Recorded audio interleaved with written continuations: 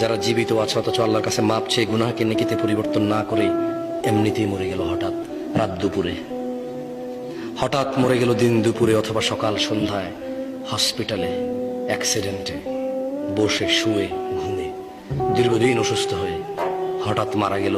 তার গুনাহগুলো গুনাহ রয়ে গেল, এগুলো তার জাহান্নামে যাওয়ার কারণ হয়ে বসবে। অথচ গুনাহগুলোই নেকিতে পরিবর্তন করতে পারতো সে বেঁচে থাকা অবস্থায়। এই যে নিঃশ্বাস চলা অবস্থা যদি বলতো যে ইয়া আল্লাহ আর করবো না, তুমি সাক্ষী, আমি করলে তো তুমি দেখবাই, কোথায় করবো তোমার থেকে লুকিয়ে। তুমি দেখো আর চুরি ডাকাতি জেনা ব্যভিচার নেশা মিথ্যা কথা কিচ্ছু বলবো না, তবে তুমি আমার আগের গুনাহকে যেমনটা তুমি কোরআনে ওয়াদা করেছো যে নেকিতে পরিবর্তন করো, তুমি করো, আর তুমি দেখো আমি আর গুনাহ করবো না। আকুলু কওলি হাযা ওয়াস্তাগফিরুল্লাহ লি ওয়া লিসাইরিল মুমিনিন ফাস্তাগফিরুহু ইন্নাহু হুয়াল গফুরুর রহিম। আমি আল্লাহর কাছে আমার জন্য এবং আপনাদের সবার জন্য ক্ষমা চাই। আল্লাহ আমাদের সবার সমস্ত গুনাহকে নেকিতে পরিবর্তন করে ক্ষমা করবেন। আমিন।